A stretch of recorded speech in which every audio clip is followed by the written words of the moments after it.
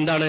അല്ലാഹു കുത്തിബാലൈക്കും സിയാം, നോമ്പ് നിർബന്ധമാണ്, നിങ്ങൾ നിസ്കാരം നിർബന്ധമാണ്. അതുപോലെ വിശുദ്ധ ഖുർആൻ മറ്റൊരിടത്ത് പറയുന്നു, ലാ തഖൂലു റായിന വഖൂലു എന്ന്, നിങ്ങൾ റായിന എന്ന് പറയരുത്. കാരണം ജൂതന്മാരുടെ ശൈലിയിൽ നിങ്ങൾ അള്ളാന്റെ ഹബീബിനോട് സംസാരിക്കരുത്, അള്ളാന്റെ ഹബീബിനെ താത്തിക്കെട്ടുന്ന ശൈലിയിൽ അവിടുത്തോട് കാര്യങ്ങൾ ചോദിക്കരുത്. വഖൂലു എന്ന് പറഞ്ഞാൽ ഉമറു ബിമുഖാതബത്തിൻ നബി സല്ലല്ലാഹു അലൈഹി വസല്ലം അലൽ ഇജ്ലാൽ, ബഹുമാനത്തോടുകൂടെ മുഖാതബത്ത് ചെയ്യണം. പണ്ഡിതന്മാർ വിശദീകരിച്ചു, അതെ യാ റസൂലല്ലാഹ് എന്ന് മുഖാതബത്ത് ചെയ്യണം. വിളിച്ചാ പറ്റുമോ? ശിർക്കല്ലേ? ഖുർആൻ പറയുന്നു വിളിച്ചുകൊള്ളുക. പിന്നെയോ തെറ്റുകൾ ചെയ്താൽ എന്ത് ചെയ്യണം? വലൗ അന്നഹും ളലമു അൻഫുസഹും, നബിയുടെ അടുക്കലേക്ക് വരണം. എന്നിട്ടോ മഹാനായ ശൈഖ് ജീലാനി റഹ്മത്തുള്ളാഹി അലൈഹി മഹാനവർകൾ പോലും പറഞ്ഞു, വലൗ അന്നഹും ളലമു എന്ന ആയത്തിനെ വിശദീകരിച്ചുകൊണ്ട് ചോദിക്കണം, യാ റസൂലല്ലാഹ് ഇന്നി യതവജ്ജഹു ബിക ഇലാ റബ്ബി എന്ന് പറഞ്ഞുകൊണ്ട് വിഷയങ്ങൾ പറയണം. മഹാനായ ശൈഖ് ജീലാനി റഹ്മത്തുള്ളാഹി അലൈഹി പറയുകയാണ്, ചുരുക്കി പറഞ്ഞാൽ എന്തൊക്കെ? ഖുർആനിൽ അങ്ങനെ ഇല്ല, ഹദീസിലായില്ല, അതുപോലെ ഏതാനും സമ്മതിച്ചു. അതുകൊണ്ട് നമുക്ക് അതിനെപ്പറ്റി ചർച്ചയില്ല. പിന്നെ എന്താ ഉള്ളത്?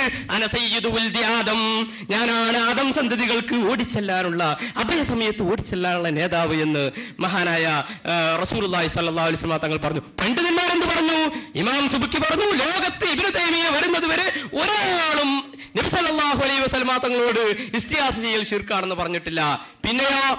പിന്നെ ഇതിനു മുമ്പുള്ള ഇമാം പറഞ്ഞു, ബുഖാരിക്ക് ശറഹ് എഴുതുന്നത് മുസ്തശ്ഫിയം ബിറസൂലില്ലാഹ്, റസൂലുള്ളാഹിനോട് സഹായം ചോദിച്ചുകൊണ്ടാണ് ശഫാഅത്ത് തേടിക്കൊണ്ട്. നിങ്ങൾ ഇമാം നവവി എന്ന് എത്ര പ്രാവശ്യം പറയാറുണ്ട്?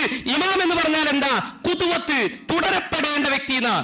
ശിർക്ക് ചെയ്യുന്ന ആളോട് തുടരാൻ പറ്റുമോ? ഇമാം നവവി എന്ന് പിൻവലിക്കാൻ നിങ്ങൾ ഇതിലെങ്കിലും തയ്യാറുണ്ടോ? ഒന്നുറ എന്ന് കുറച്ച് പറ്റും കുറച്ച് പറ്റൂല എന്ന് പറഞ്ഞ സ്ഥിതിക്ക് ഇത് ഒന്ന് തീരുമാനമാക്കിയിട്ട് നമുക്ക് പോകണം. എന്ത്?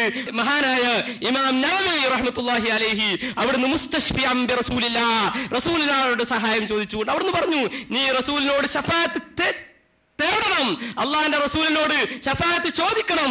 ശറഹുൽ മുഹദ്ദിബിൽ മഹാനായ ഇമാം നവവി പറഞ്ഞു. ഗസാലി ഇമാം പറഞ്ഞു, മഹാനായ ഇമാം ത്വബ്രാനി റഹ്മത്തുള്ളാഹി അലൈഹി അവിടുന്ന് അള്ളാഹുവിന്റെ റസൂലിന്റെ ഖബറിൽ ചെന്നുകൊണ്ട് യാ റസൂലല്ലാഹ് അൽ ജൂഅ്, വിശക്കുന്നു എന്ന് പറഞ്ഞ സംഭവം പോലും നിങ്ങൾ പോലും അംഗീകരിക്കുന്ന പണ്ഡിതന്മാർ ഉദ്ധരിച്ചത് ഞങ്ങളുടെ കൈവശമുണ്ട്. അതുകൊണ്ട് ഞാൻ ആവർത്തിച്ച് പറയുന്ന സംഗതി എന്താ?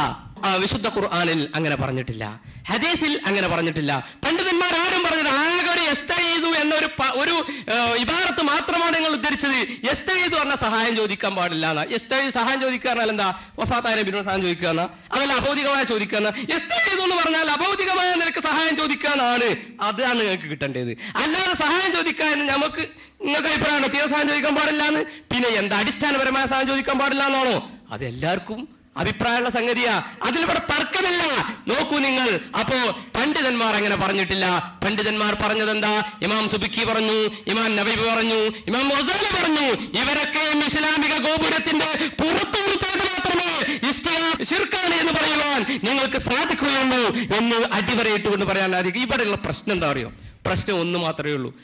അള്ളാഹുവിന്റെ ഹബീബിനോടുള്ള സ്നേഹം കാരണമായി ഹബീബെ ഉന്തുർന, ഞങ്ങളെ ഒന്ന് ശ്രദ്ധിക്കണമേ എന്ന് ആ ആർദ്രമായ കണ്ണുകളോട്, തടിക്കുന്ന ഹൃദയത്തോട്, ആ ഹൃദയത്തിന്റെ അങ്ങേ തലക്കിൽ നിന്ന് യാ റസൂലല്ലാഹ് ഉന്തുർന എന്ന് പറഞ്ഞാൽ ആ റസൂലിനെ അവസരം കിട്ടുമ്പോഴൊക്കെ നുറുക്കി കഷ്ണമാക്കുവാൻ വേണ്ടി വെമ്പൽ കൊണ്ട അബൂജഹലിനേക്കാൾ കടുത്ത മുശ്രിക്കാണ് ഈ സ്നേഹാർദ്രമായ ഹൃദയമുള്ളവൻ എന്ന് പ്രചരിപ്പിക്കുന്ന ഒരു കുടിലതയാണ്, ഈ പ്രത്യയശാസ്ത്ര കുടിലതയുടെ കയറുന്ന വിചാരണയാണ് ഇവിടെ ഇതുവരെ നടന്നത്. ഇനിയും അത് തന്നെയാണ് നടക്കാനിരിക്കുന്നത്. പ്രത്യയശാസ്ത്രത്തിന്റെ എന്നാണ് ഞാൻ പറഞ്ഞത്. എന്റെ പദം വളച്ചൊടിക്കാൻ വേണ്ടി ശ്രമിക്കരുത് എന്ന് കൂട്ടത്തിൽ ഞാൻ ഓർമ്മപ്പെടുത്തുകയാണ്. അതുകൊണ്ട് തന്നെ വിശുദ്ധ ഖുർആൻ അങ്ങനെ പറഞ്ഞിട്ടില്ല, ഹദീസിൽ അങ്ങനെയില്ല. ഉള്ളത് ചോദിക്കൂ എന്നാണ്, ഹദീസിലും ഉള്ളത് ചോദിക്കൂ എന്നാണ്, പണ്ഡിതരും പറഞ്ഞത് ചോദിക്കൂ എന്നാണ്. ഇത്രയും ആണ് ഇസ്തിഗാസയുടെ വിഷയം. അതുകൊണ്ട് തന്നെ ഈ വിഷയത്തിൽ ഇവിടെ വളരെ സുഖകരമായ രൂപത്തിൽ, സുന്ദരമായ രൂപത്തിൽ നമ്മൾ